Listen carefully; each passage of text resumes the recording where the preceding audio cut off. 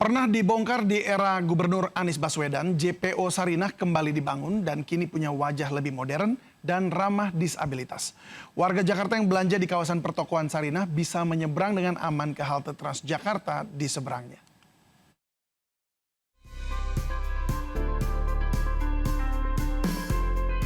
Jembatan penyeberangan orang atau JPO baru melengkapi wajah kota di kawasan Sarinah, Jakarta Pusat. JPO sepanjang 40 meter dengan lebar 2 meter ini menghubungkan kawasan pertokoan Sarinah dengan halte Transjakarta MH Tamrin di seberangnya. JPO bersejarah yang dibangun sejak 1968 ini pernah dibongkar di era Gubernur Anies Baswedan dan digantikan dengan Pelikan Crossing agar pandangan ke kawasan MH Tamrin lebih luas. Namun di era Gubernur Pramono Anung, JPO kembali dibangun dengan konsep modern, dilengkapi atap pelindung yang kokoh, lampu penerangan, dan pagar pengaman. Tidak hanya lebih estetis, JPO ini juga ramah disabilitas karena dilengkapi dengan lift dan eskalator bagi lansia dan warga yang membutuhkan. JPO Sarinah, yakni JPO pertama yang ada di Jakarta yang dibangun pada tahun 1968. Dan JPO ini pernah dibongkar pada masa pemerintahan Anies Baswedan dan kini dibangun dan juga diresmikan kembali pada masa pemerintahan Pramono Anung.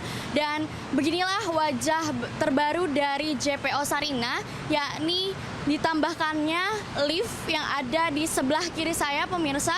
Di sini lift adalah salah satu contoh modernisasi dari JPO yang telah dibangun dan juga konektivitas antara halte Transjakarta, MH Tamrin dan juga pusat perbelanjaan Sarinah. Dari Jakarta, Salena Yahya, Sadusanto, iNews melaporkan. Pemirsa, ada kabar baik bagi pengemudi ojek online karena pada tahun ini perusahaan aplikasi akan membagikan bonus hari raya sebesar 110 miliar rupiah. Namun tidak semua pengemudi berhak menerima BHR, hanya mitra yang memenuhi syarat tertentu.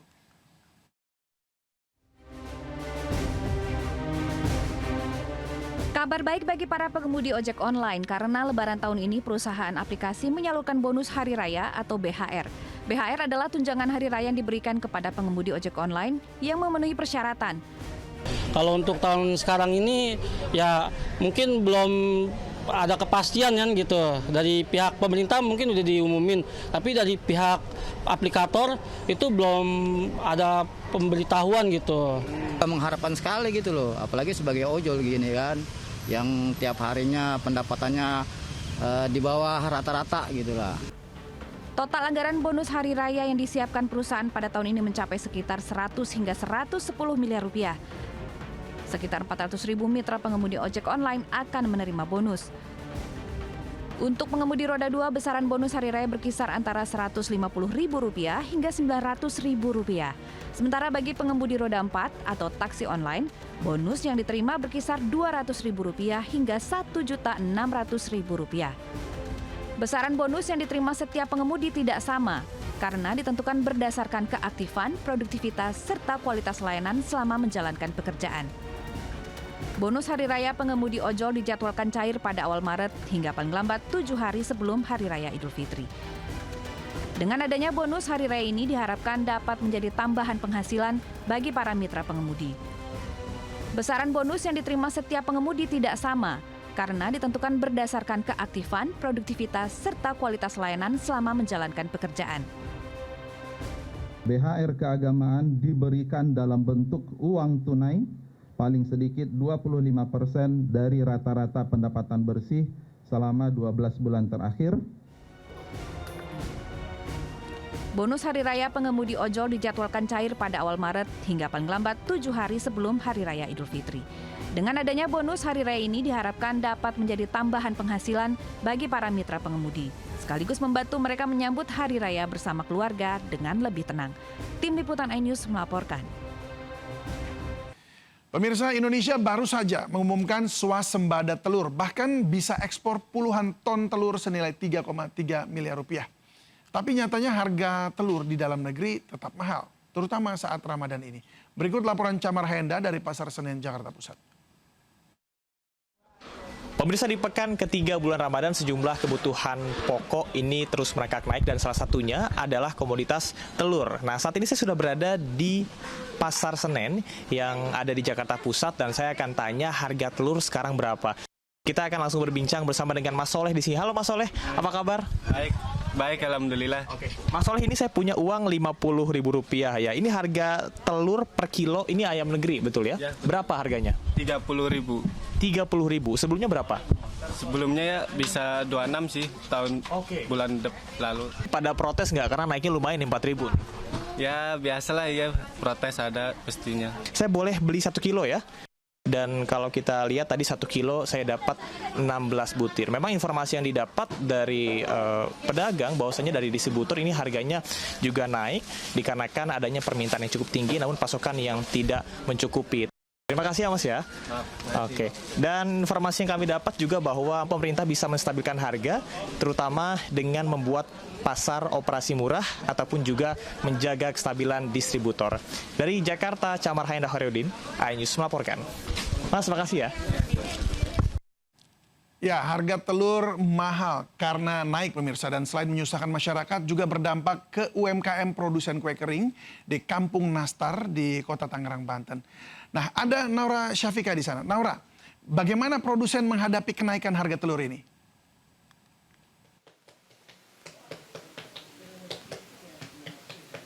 Ya, selamat siang David dan pemirsa. Terkait dengan harga telur yang memang menjelang Ramadan ini justru harganya makin meningkat. Pastinya ini berpengaruh sekali kepada produsen rumahan di Kampung Nastar yang mengelola dan juga memproduksi setiap harinya ribuan nastar yang ada di sini. Dan ini adalah situasi di pagi hari di mana dimulai pada pukul sekiranya 5 waktu Indonesia Barat di mana para pengadon ini sudah mulai untuk membuat nastar kemudian juga kue kering lainnya. Namun kalau untuk saat ini sedang membuat kuku macan yang diisi dengan blueberry dan memang jumlahnya banyak sekali, bahkan yang saat ini dibuat ini adalah pesanan begitu. Jadi untuk David dan juga pemirsa yang sekiranya ingin membeli untuk kue kering nanti diisi dan dijamu untuk nanti lebaran, ini harus memesan terlebih dahulu dikarenakan memang sudah banyak sekali pesanan. Bahkan tadi beberapa pembeli yang hadir datang langsung ke sini ini harus melakukan pre-order terlebih dahulu untuk bisa mendapatkan 1 toples kue nastar begitu. Dan memang kalau misalnya kita lihat nastar dan juga kue kering yang ada di sini di Kampung Nastar ini memang selalu ramai sekali untuk pembeli setiap tahunnya. Bahkan di tahun ini pun juga untuk pembeli dari kue nastar dan juga nastar keju begitu yang menjadi salah satu spesialis di salah satu merek kue kering yang ada di Kampung Nastar ini meningkat. Namun memang walaupun meningkat dari pemilik kue kering ini sempat mengeluhkan terkait dengan adanya barang-barang atau bahan pokok yang semakin menaik tiap tahunnya. Salah satunya ada telur, yang dimana telur ini menjadi salah satu bahan pokok utama untuk membuat nastar, dimana kalau misalnya tadi saya melihat ada 1 baskom besar itu untuk mengadon dari adonan utama atau bahan dasar dari kue nastar begitu. Kalau misalnya kita lihat ini adalah kue nastar ya. Nah ini kalau misalnya kue nastar seperti ini setiap tahunnya harganya memang meningkat. Kalau misalnya di tahun kemarin ini tadi disebutkan bahwa ini harga 50.000 per toplesnya, namun di tahun ini adalah 55.000 karena harga produksinya atau bahannya yang meningkat, salah satunya adalah telur. Dan kalau misalnya tadi saya bertanya dan berbincang dengan salah satu pemiliknya, memang kalau misalnya untuk produksi dari kue nastar ini harganya untuk harga produksinya ini meningkat sekiranya 10 hingga 15% dibanding tahun lalu. Namun memang kalau misalnya tiap toko atau tiap merek ini mensiasatinya dengan salah satunya itu mengantisipasi dengan melakukan stok terlebih awal, yaitu sekiranya 3 bulan lalu sudah melakukan stok seperti stok bahan dari Wisman, kemudian dari bahan pokok lainnya, sehingga ini bisa mencegah untuk adanya kenaikan yang lebih tinggi lagi. Dan kalau misalnya kita lihat tidak hanya dari nastar saja yang menggunakan telur paling banyak, karena kalau misalnya dari adonan tadi saya lihat ini kalau misalnya nastar itu kiranya ada 8 ya, pakai 8 telur. Kemudian kalau misalnya untuk selain nastar itu ada juga lidah kucing. Ini tadi lidah kucing juga ternyata pakai telur yang cukup banyak seperti itu. Namun memang kalau misalnya tiap tahunnya seperti yang kita ketahui untuk kue kering ini menjadi salah satu tradisi ya untuk warga di Indonesia, masyarakat di Indonesia. Tadi mau tidak mau walaupun memang harganya meningkat, tadi seperti yang saya sebutkan untuk sekarang ini harga meningkat di 55.000, bahkan untuk yang ukurannya besar di 58.000, jadi tetap banyak yang membeli namun memang harga produksinya meningkat. Sementara itu David kembali ke studio.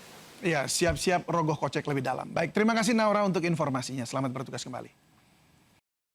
Perang antara Israel Amerika melawan Iran berdampak pada ekonomi global, terutama dari pasokan bahan bakar minyak. Di tanah air, meski pemerintah telah menjamin ketersediaan BBM, masyarakat di Aceh Tengah tetap kalap membeli bahan bakar.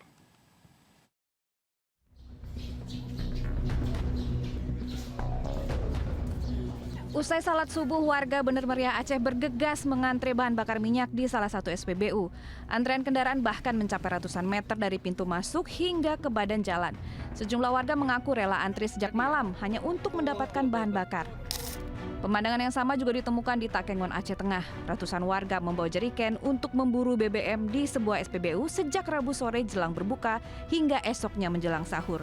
Antrean pembeli BBM dipicu dari kabar persediaan bahan bakar di Indonesia yang hanya tersedia 20 hari. Padahal pemerintah telah menjamin ketersediaan BBM cukup bahkan hingga usai Lebaran.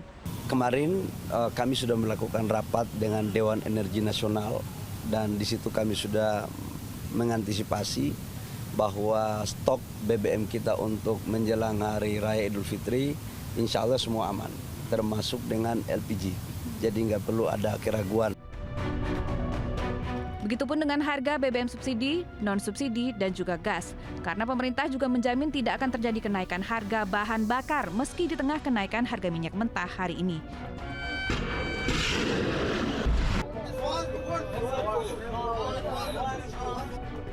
Kenaikan harga minyak mentah dunia berawal dari penutupan Selat Hormuz oleh Iran. Kondisi ini diprediksi akan berdampak terhadap pasokan dan harga migas di Indonesia. Selama ini sebanyak 20 hingga 25% pasokan minyak mentah Indonesia diimpor dari Timur Tengah melewati Selat Hormuz. Tim Liputan iNews melaporkan. Dua pemuda berduel dengan dua pelaku curanmor bersenjata tajam yang memanfaatkan situasi lengang siang hari saat warga tengah beristirahat di bulan Ramadan di Johar Baru, Jakarta Pusat. Kedua pelaku pun babak belur di amuk warga. Sementara di Durensawit, Jakarta Timur, pencurian motor juga digagalkan warga saat sore jelang waktu berbuka.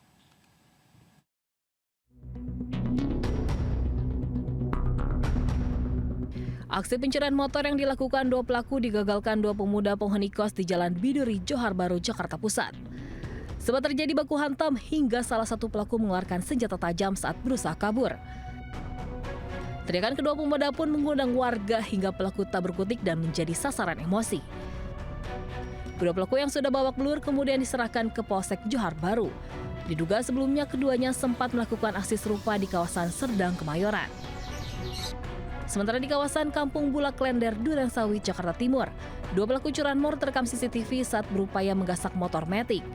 Warga yang menyadari aksi pencurian ini langsung berusaha menangkap pelaku. Namun salah satu pelaku melakukan perlawanan hingga terjadi duel. Akibatnya warga terluka di wajah usai dihantam menggunakan kunci latar tap pelaku. Warga lainnya yang tahu adanya pencurian segera berdatangan dan menangkap pelaku. Pelaku babak belur dihajar massa. Sementara satu pelaku lainnya kabur saat warga mulai berdatangan. Pelaku beserta barang bukti sudah dibawa ke Mapolsek Durensawit, Jakarta Timur. Dari Jakarta, tim Liputan iNews melaporkan. Lagi-lagi sesosok bayi hidup dibuang hingga ditemukan warga. Dan kali ini bayi perempuan terbungkus tas hitam dibuang di gerobak nasi uduk kawasan Pasar Minggu, Jakarta Selatan. Warga menemukan secari kertas berisi pesan yang mengatakan bayi sengaja dibuang karena sang ibu sudah meninggal.